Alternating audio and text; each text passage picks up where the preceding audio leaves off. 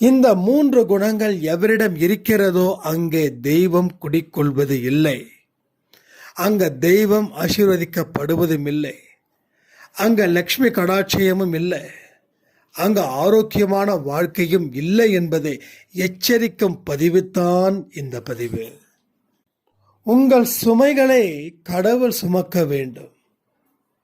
அவர் சுமக்கவில்லை என்றால் உங்கள் வாழ்க்கையில் எந்த விதத்திலும் எந்த நல்லதும் உங்களுக்கு நடக்காது என்பதை மனதில் வைத்துக்கொண்டு செயல்படுங்கள்.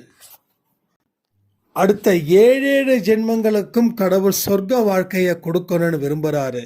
அந்த வாழ்க்கை வேண்டும் என்றால் இந்த பயணத்தை நீங்கள் தொடர்ந்து பயணிக்க வேண்டும். இதை நிறுத்தக்கூடாது. இதை நிறுத்திவிட்டால் மீண்டும் மீண்டும் மீண்டும் ஆபத்தில் சிக்கிக்கொள்ள நேரிடும்.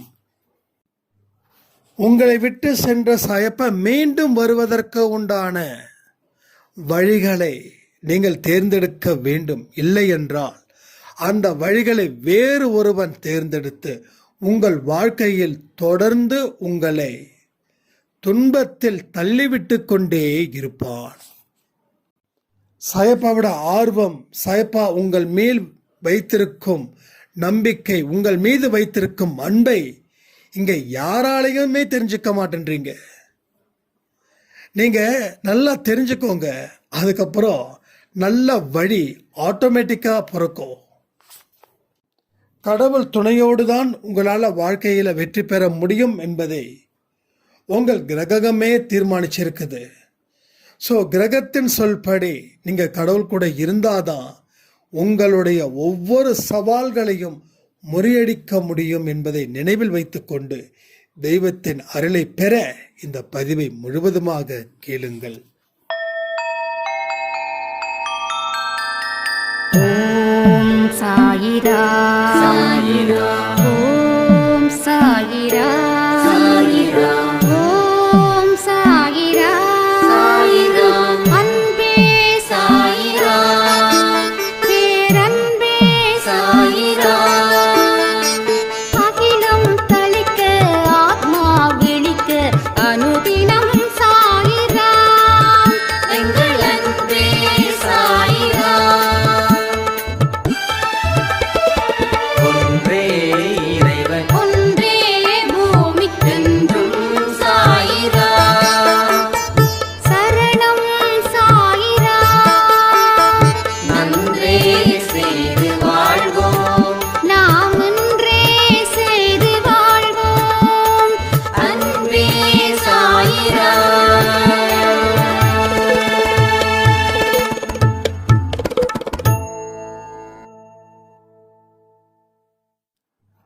சாயிரா.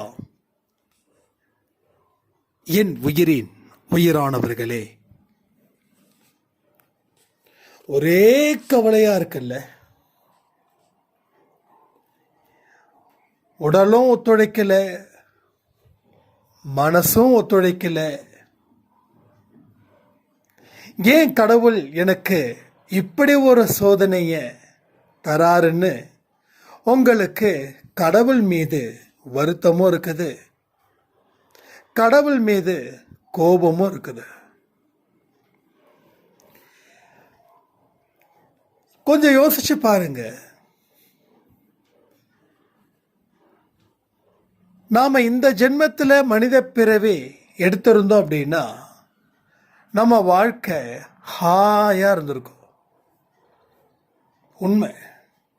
இந்த ஜென்மத்தில் இதுதான் என்னுடைய முதல் பிறவி, மனித பிறவி அப்படின்னா கடவுள் சோதனையும் துன்பத்தையும் கொடுக்க மாட்டார்.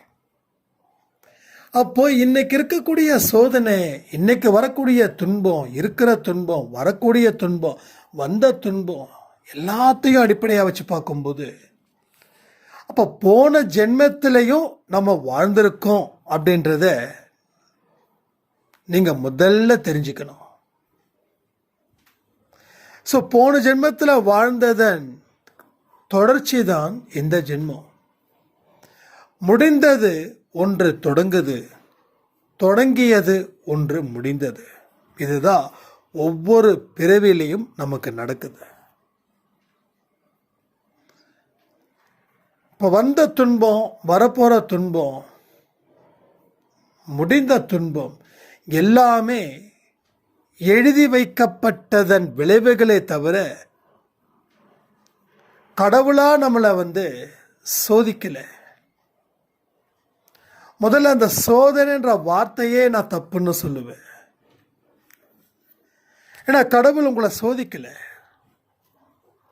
உங்கள் குழந்தைய அந்த குழந்தை தப்பே பண்ணலனாலும் நீங்கள் இந்த குழந்தைய நம்ம சோதிக்கலாம், எது வரைக்கும் தாங்குறான்னு பார்க்கலாம் அப்படின்னு உங்களால் சோதிக்க முடியுமா? தப்பே பண்ணல. மற்ற குழந்தை தப்பு பண்ணாங்க, 10 அடியில் அந்த குழந்தை மயங்கி விழுந்துருச்சு. நம்ம குழந்தை தப்பே பண்ணல, சரி நம்ம குழந்தை எத்தனை அடி தாங்க முடியும் அப்படின்னு சொல்லி நாம் 10 அடி அடிப்போமா? தப்பு செய்தால் அடிப்போம், தப்பு செய்யலைன்னா அடிக்க மாட்டோம். தப்பு செஞ்சால் கடவுள் தண்டிப்பார், தப்பு செய்யலைன்னா கடவுள் தண்டிக்க மாட்டார். அப்போ சோதனை அப்படின்ற ஒரு வார்த்தையே அன்பேசாய் குடும்பத்தில் இருந்து நீக்கிடலாமா? யாரெல்லாம் நீக்க தயாராக இருக்கீங்கன்னு கமெண்ட் பண்ணுங்க. அப்போ நம்மளுடைய தண்டனை தான் இந்த ஜென்மம். ஆனால் இந்த தண்டனையை இந்த ஜென்மத்தில் முடிச்சிட்டா அடுத்த ஜென்மத்தில் தண்டனை இருக்காது. சரி, அடுத்த ஜென்மத்தில் தண்டனை இருக்காதுன்னு எப்படி நான் தெரிஞ்சுக்கலாம் அப்படின்னா, இந்த ஜென்மத்தோட முடிவு உங்களுக்கு சாதகமாக அமைவது போல் கடவுள் மாற்றி அமைத்தார் என்றால் நீங்கள் தண்டனையை முழு மனதோடு ஏற்றுக்கொண்டு அடுத்த வரும் வாழ்க்கைக்கு நீங்கள் தயாராக இருக்கிறீர்கள் என்று அர்த்தம். நீங்களாம் இன்னைக்கு பற்றி திங்க் பண்ணுறீங்க, இந்த பிறவியை பற்றி திங்க் பண்ணுறீங்க, இந்த ஜென்மத்தோட சாபமோ துன்பத்தையோ பற்றி மட்டும் நீங்கள் திங்க் பண்ணுறீங்க. ஆனால் அடுத்த 7 ஜென்மத்துக்கு நாம் எப்படி இருக்கணும்னு நான் திங்க் பண்ணுறேன். அப்போ அடுத்த 7 ஜென்மமும் நான் சொர்க்க வாழ்க்கையை வாழணும்னு என்னுடைய விருப்பம். அந்த விருப்பத்தை உங்களுக்கு தெரிவிக்கிறேன். ஏன்னா நம்ம எல்லாரும் ஒரே குடும்பம். இந்த 7 ஜென்மங்கள் நீங்கள் எடுக்க போறீங்க இல்லையா, அது சொர்க்கமாகவே இருக்க வேண்டும். அது நரகத்தின் பிடியில இருக்கக்கூடாது. நரகத்தின் பிடியில இருப்பது இந்த ஜென்மமே இறுதியாக இருக்க வேண்டும். இனி நம் வாழ்க்கை ஏறுமுகம்தான், இறங்கு முகம் இல்லை. நாம் ஏறணும், மறுபடியும் முழுசாக இறங்கிட்டோம். இப்போ இறங்கினதெல்லாம் நாம் காம்பன்சேஷன் பண்ணுறோம். இப்போ மீண்டும் பல முயற்சிகள் மூலமாக டபுள் போனஸ், ட்ரிபிள் போனஸ் அப்படின்ற ஒரு முன்னேற்றத்தை நாம் இங்கே சிறப்பாக செய்து கொண்டு இருக்கிறோம். நீங்கள் என்னைக்கு சாயப்பாக்கிட்ட வந்தீங்களோ அன்னைக்கே உங்களுடைய ஏறுமுகம் 3 மடங்குல இருந்து 10 மடங்கா அதிகரிச்சது. நீங்கள் சாயப்பாக்கிட்ட வரலை அப்படின்னா அது ஆப்போசிட்டா மாறி இருக்கும். அந்த இறங்கு முகம் 3ல் இருந்து 10% அதிகரித்திருக்கும். இப்போ இறங்கு முகம் அதிகரிச்சதுன்னா வாழ்க்கை பின்னடைவை, ஆபத்தை சந்திப்பதற்கு உண்டானவைகள் என்னென்ன இருக்கோ அத்தனையும் உங்கள் வாழ்க்கையில் இருக்கும். ஆனால் அவர்கிட்ட நீங்கள் வந்ததால் இறங்கு முகத்தில் இருக்கிற உங்கள் வாழ்க்கை ஏறு முகமாக மாறியது. ஸோ 3ல் இருந்து 10% மடங்கு அதிகரிச்சிருக்குது. அப்போ இந்த ஜென்மத்தோட முடிவே சிறப்பாக இருக்கும், சாதகமாக இருக்கும். உங்கள் மனசில் ஒரு மகிழ்ச்சி, ஒரு நிம்மதி, ஒரு சந்தோஷம், இந்த 3ம் பூத்து குலுங்குது அப்படின்னா உங்களுடைய தண்டனைகளை இந்த ஜென்மத்தில் நீங்கள் மனப்பூர்வமாக அனுபவிச்சிருக்கீங்க. கடவுள் உங்கள் தலையில் கை வைத்து உங்கள் பக்கவாட்டில் நின்று உங்களுக்கு தேவையானவைகளை உருவாக்கி கொண்டு அதில் பயணத்தை செய்ய சொல்றாரு. நீங்களும் அந்த பயணத்தை செய்கிறீங்க. உங்க முயற்சி இல்லாம இங்க எதுவுமே நடக்கல, உங்க உழைப்பு இல்லாம இங்க எதுவுமே நடக்கல. ஸோ முயற்சியும் உழைப்பும் உங்களது முடிவு சாயப்பாவுடையது. அப்போ அதை கூட இங்க சரியா நிறைய பேர் செய்யல, நீங்க சரியா செஞ்சிருக்கீங்க. ஸோ இந்த நிமிஷம் வரக்கூடிய துன்பங்கள் கூட அடுத்த நொடி இன்பமாக கூட மாறலாம் சொல்லல, மாறும்னு சொல்ற. மாறலாம்ன்றது அசம்ஷன், நடக்கலாம். ஆனா நடக்கும் என்பது கன்ஃபர்மேஷன். நான் உங்களுக்கு ஒரு கன்ஃபர்மேஷனை கொடுக்குறேன், ஒரு அசம்ஷனை கொடுக்கல, ஒரு கன்ஃபர்மேஷனை கொடுக்குறேன். துக்கம் முடியும் தருவாயில் இன்ப பயணம் ஆரம்பமாகும். ரோடு கரடு முரடா இருக்குது, போற ரோடு கரடு முரடா இருக்குது. இப்போ அந்த ரோடு முடியும் போது நல்ல அருமையான அற்புதமான ஹைவே ரோடு கண்டினியூ ஆகுது. இனி ஃப்ரீயா போலாம், ஜாலியா போலாம். இளையராஜா பாட்டு கேட்டோ, டிஎம்எஸோட பாட்டு கேட்டோ, ஏஆர் ரஹ்மான் பாட்டு கேட்டோ, இல்லை அனிருத்தோட பாட்டை கேட்டோ ஹாயா போகலாம். ஏன்னா இது வரைக்கும் அந்த பாதை ஹாயா போக முடியல. ஏகப்பட்ட குழி, ஏகப்பட்ட மேடு, ஏகப்பட்ட இறக்கம். ஒரு தெருவில் ஒரு வண்டி வந்தால் பரவாயில்ல, 10 வண்டி வருது, ரோடு மோசம். ஒதுங்கி ஒதுங்கி ஒதுங்கி 1 கிலோமீட்டரை கிட்டத்தட்ட 20 நிமிஷம் இல்லை 30 நிமிஷம் கடக்க வேண்டிய கடினமான பாதையாக அது இருந்தது. அதை நீங்கள் கடந்ததால ஒரு நல்ல ரோடு, ஹைவேஸ் ரோடு, சூப்பரான ரோடு. வடிவேல் சொன்னது போல இலையே போட வேண்டாம், ரோட்டிலே சாதத்தை போட்டு, சாம்பாரை போட்டு, ரசத்தை போட்டு, பாயசத்தை போட்டு அப்படி சாப்பிடலாம். துபாயில் இருக்கக்கூடிய ரோடு அப்படி இருக்கும் அப்படின்னு சொல்றது போல இங்க நம்ம ரோடும் அப்படிப்பட்ட ஒரு ரோடு. இனி அடுத்த 100 கிலோமீட்டருக்கு பிரச்சனையே இல்லை. அடுத்த 100வது கிலோமீட்டரில் உங்கள் வீடு வந்துருச்சு, நீங்கள் போகக்கூடிய இடம் வந்துருச்சு. அதுக்கப்புறம் ரோடு எப்படியோ இல்லையோ நம்ம போக வேண்டிய இடம் வந்துருச்சு. நாம் நல்ல சேஃபான ஜேர்னியை பண்ணதால் கடவுளுக்கு நன்றி செலுத்துகிறோம். அதே போல தான் ஆரம்பத்தில் நம்ம செய்த பாவம், தீமை, துன்பம், துரோகம் நம்மளும் செஞ்சுருப்போம். நான் செய்யவே இல்லைன்னு சொல்லாதீங்க, அதுதான் மிகப்பெரிய பொய். நமக்கு தெரிஞ்சோ தெரியாமலோ நிறைய செஞ்சிருப்போம். இந்த ஜென்மமோ, போன ஜென்மமோ, அதுக்கு முந்தின ஜென்மமோ. இந்த ஜென்மத்தை வச்சு மட்டும் கணக்கு போடக்கூடாது. ஏன்னா பாவம் செய்கிற அளவுக்கு நமக்கு நேரம் இல்லை. நம்ம ஒவ்வொரு வாழ்க்கையும் கண்ணீரோட போச்சு. இதை சரி பண்ணுறதுக்கே நேரம் சரியாயிடுச்சு. அப்புறம் எங்கே பாவத்தை செய்ய முடியும்? அதான் பைபிளில் சொல்லியிருக்காங்களோ என்னமோ தெரியல, கண்ணீர் சிந்துகிறவன் பாக்கியவான். ஏன்னா அவன் வாழ்க்கை வாழணும்னு சொல்லி அவன் போராடுறான், பாவம் செய்யலை அதிகமாக ஈடுபட மாட்டான். ஜாலியாக இருக்கிறவன் எல்லாமே கிடைக்குதுன்றவன் பாவம் செய்கிறதுல கிட்டத்தட்ட 60% வாய்ப்பு இருக்குது. ஆனால் கண்ணீர் விட்ட கதறவன் கண்டிப்பாக இல்லை. நமக்கு அடுத்த வேலை நடக்குமா, நடக்காதா, கிடைக்குமா, கிடைக்காதா, கடவுளே அப்படின்னு சொல்லி இவன் மனசு பாவத்தின் பின்னால போகல, இவனுடைய வாழ்க்கையின் பின்னால ஓடுது. இவன் வாழ்க்கை எப்படி இருக்குமோன்னு இவனே இவனுக்கு பின்னாடி ஓடிக்கிட்டே இருக்கான்.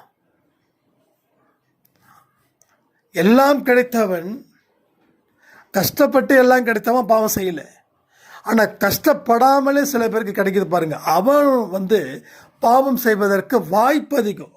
அதுக்காக நம்ம அடுத்த ஜென்மத்தில் சூப்பரான பிறவி எடுக்க போகிறோம், கஷ்டமே இல்லாத பிறவி எடுக்க போகிறோம், நம்ம பாவம் செய்வதுன்னு அர்த்தம் இல்லை. நான் சிலர் தப்பிச்சாங்க, பலர் மாட்டிக்கிறாங்க.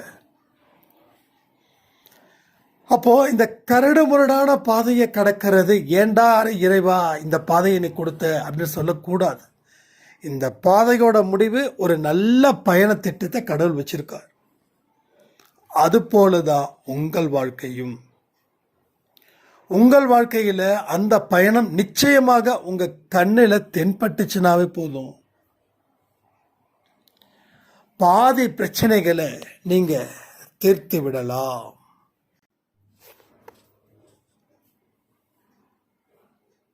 ஆனால் சில மனிதர்கள் என்ன பண்ணுறாங்க தெரியுமா? சிலர் இல்லை, பலர். அவங்க செய்யக்கூடிய தவறுகளை நீங்களும் செய்து கொண்டு இருக்கிறீர்கள் என்பது உண்மை. என்னவா இருக்கும்? அந்த ரோடை கடக்க முடியாம திரும்பி வரீங்க, கொஞ்ச நாள் அதே இடத்துல இருக்கீங்க, மறுபடியும் பயணம் மேற்கொள்ள வேண்டும் என்று நினைக்கிறீர்கள், மீண்டும் பயணத்தை ஆரம்பிக்கிறீர்கள். மறுபடியும் இந்த ரோடு சரியில்லை, பாதை ரொம்ப கடினமாக இருக்கு, என்னால் முடியாது அப்படின்னு திருப்பி வரீங்க. அதாவது ஒரு நல்ல காரியத்தை தொடர்ந்து செய்ய முடியல, உங்களால் தொடர்ந்து செய்ய முடியாததன் விளைவே புறப்பட்ட இடத்துக்கு வந்தாச்சு. எங்கே சேரணுமோ அந்த இடத்துக்கு நீங்கள் சேர்ந்தாதான் அது உங்கள் வாழ்க்கைக்கு நல்லது. ஆனால் புறப்பட்ட இடத்துல இருந்து பாதி தூரம் போயிட்டு மீதி புறப்பட்ட இடத்துக்கு வந்தாச்சு. நீங்கள் புறப்பட்ட இடத்துக்கு வர்றதுக்கு முன்னாடி அந்த இடத்த தாண்டி போயிருந்தீங்கன்னா ஒரு நல்ல ஃபியூச்சர் உங்கள் வாழ்க்கையில் கடவுள் கொடுத்துருப்பார். சாயப்பா உங்களுக்கு கொடுக்காததுக்கு காரணமே இது ஒன்றுதான். எங்கப்பா என் குழந்தை இடத்துல வருது, வந்தாதானே நான் கவனிக்க முடியும், வந்தாதானே என் குழந்தைக்கு தேவையான நன்மைகளை செய்ய முடியும், வந்தாதானே எல்லாவற்றிற்கும் மேலாக சிறந்த ஒரு வாழ்க்கையை எனது குழந்தைக்கு தர முடியும். ஆனால் என் குழந்தை வரவே இல்லை பாருங்களேன். நானும் வருவாங்கன்னு காத்துட்ருக்கேன். ஆனால் என்னுடைய இடத்திற்கு என் குழந்தை வரவே இல்லை. வந்தவங்களை அவர் காப்பாற்றிட்டாரு, வராதவங்களை அவரால் காப்பாற்ற முடியல. நீங்கள் என்ன நினைக்கிறீங்க? சாயப்பா உங்களை தேடி வரணும் அப்படின்னு. அது நியாயத்தில் அந்த இடமே இல்லை. ஏன்னா எல்லாத்துக்குமே ஒரு நியாயம் ஒன்று இருக்குது. கோர்ட்டில் நீதிபதி தன்னுடைய மகன் யாரையாவது கொலை செஞ்சால் கூட அவர் சட்டத்தை நிறைவேற்றுபவராக தான் இருப்பாரே தவிர என்னுடைய மகன் அப்படின்னு சொல்லி அவர் தண்டனையை கொடுக்காம இருக்க முடியாது, இருக்கவும் கூடாது. ஏன்னா அவருக்கும் ஒரு சட்டம் இருக்குது. யார் பையனா இருந்தா உன் பையனா அவன் கொலை பண்ணால யாருக்கு என்ன தண்டனை கொடுக்குறியோ அந்த தண்டனையும் உன் குழந்தைக்கும் கொடுக்கணும், உன் பையனுக்கும் கொடுக்கணும். அது போல தான் எங்கேயோ நாம் எல்லாருமே கடவுளுக்கு பிடித்தமானவர்கள். சாய்ப்பா நம்மளை பயங்கரமாக நேசிக்கிறார், ரொம்ப பொசசிவ். அந்த பொசசிவை சொல்ல வார்த்தையே இல்லை. அப்படிப்பட்டவர் உங்களுடைய நலம் அவருக்கு முக்கியமா இல்லையா? நீங்க நல்லா இருக்கணும் அப்படின்னு உங்களை விட அவருக்குத்தான் ஆர்வம் அதிகம். ஆனா நாம என்ன செய்யறோம்? எதையுமே செய்யல. கடவுள் மீது வருத்தப்படுகிறோம், கடவுள் மேல கடும் கோபத்தில் இருக்கிறோம். சில பேருக்கு கடவுளை பார்க்கறதுக்கே பயமா இருக்குது. அவர் எங்கெங்க செய்ய போறாரு? என் வாழ்க்கையை நான் தானே பார்த்துக்கணும். நம்ம பெருசா ஞானம் அடைந்தவர்கள் போல அந்த இடத்துலையும் நமக்கு அகங்காரம் இருக்கிறது. ஒரு மனுஷனுக்கு எதை வேணாலும் இருக்கலாங்க, ஆனால் சில விஷயங்கள் இருந்தால் கடவுளை அவன் அடையவும் முடியாது, கடவுளும் அவன் அடையவும் முடியாது. ஒன்று இவன் கடவுள் அடையணும், இல்லை கடவுள் இவன் அடையணும். ஆனால் இவனுக்கு ஆணவம் அகங்காரம்ன்ற திமிர் இருக்கும் வரை அது அவன் வாழ்க்கையில் எந்த நல்லதையும் செய்து விடாது. சம்டைம்ஸ் நமக்கே ஒரு ஹெட்வைட்டாக இருக்கும். நம்மளை பார்த்து சிலர் ஏளனமாக பார்க்கும்போதோ சிரிக்கும் போதோ நான் யார் தெரியுமா, என்னோட அருமை பெருமை உனக்கு தெரியல அப்படின்ற தாட்டு நமக்கு வரும். அது பேர் தான் ஆணவம், அது பேர் தான் அகங்காரம். உங்களை 1000 பேர் மதிக்கணுன்றதுக்காக போகிறவன் வரவெல்லாம் உங்கள் காலில் விடணும்னு நினைக்கிறது தப்பு தானே? அதை நம்ம செய்யக்கூடாது தானே? அதை நம்ம தொடர்ந்து செஞ்சுக்கிட்டே இருக்கோம். எங்கள் ஊரில் எனக்கு எவ்வளோ மதிப்பு தெரியுமா, ஆனால் இங்கே என்ன இப்படி நீ பேசுறியா அப்படின்னு சொல்லி அவங்ககிட்ட சண்டை போட்டுட்ருப்போம். உண்மையிலே அவனுக்கு இங்கே யாருன்னு தெரியல. சரி, தெரிஞ்சால் மட்டும் என்ன? அப்போ அவங்ககிட்ட ஏன் நம்ம ஆணவத்தோடு நடந்துக்கணும்? அப்போ ஒரு இடத்துலையும் ஆணவம் தலையேறும் பொழுது, தலைக்கணமாக மாறும் பொழுது, உன்னுடைய கணத்தை கடவுள் சுமப்பது இல்லை. உன்னுடைய சுமையை கடவுள் சுமப்பது இல்லை. அந்த சுமையை உங்ககிட்டே அள்ளி போட்டுறாரு. அது யாருக்கிட்ட அள்ளி போடுறாரு? யாருக்கு இந்த மாதிரி மற்ற மனுஷங்க கிட்ட வாதம் செய்கிறோமோ, இந்தப்பா நீ நான் நினச்ச மாதிரிலாம் இல்லை, நீ இப்படியே இருந்துக்கோ, நான் எதுக்கு உனக்கு கொடுக்கணும், உன்னோட சுமையை நான் ஏன் சுமக்கணும், உனக்கு தலைக்கணம் அதிகமாக இருக்கும்போது நீ எனக்கு கொடுத்த கணத்தை நான் உனக்கே திருப்பி கொடுக்குறேன் அப்படின்னு சொல்லிடுவார்.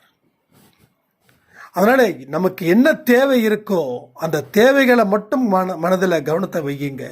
என்ன அவங்க இப்படி நடத்துகிறாங்க, அவங்க அப்படி நடத்துகிறாங்க, என்ன கேள்வி கேட்குறாங்க, என்ன அவங்களுக்கு பிடிக்கலை.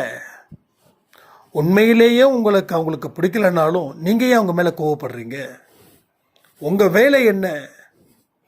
உங்கள் வேலை என்னவோ அதை தான் நீங்கள் செய்யணும். தேவையில்லாத வேலைகளில் ஈடுபட்டால் உங்கள் வேலையை யார் செய்வா? ஏன்னா உங்கள் வேலையை கடவுளுடைய துணையின்றி எதுவுமே நடத்தி முடிச்சிட முடியாது.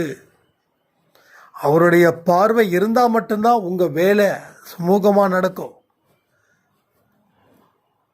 அவரோட பார்வை இல்லாத இடத்துல நீங்கள் வேலை செஞ்சீங்கன்னா அந்த வேலையும் முடியாது, அந்த வேலைக்கு உண்டான பலனையும் நீங்கள் எதிர்பார்க்கவும் முடியாது.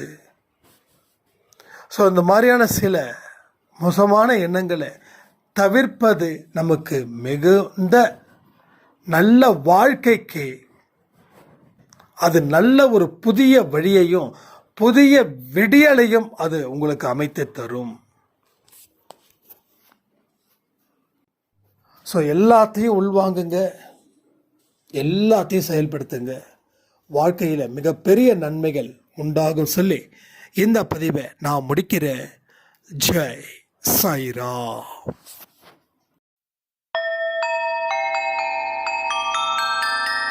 ஓம் சாயிராம்.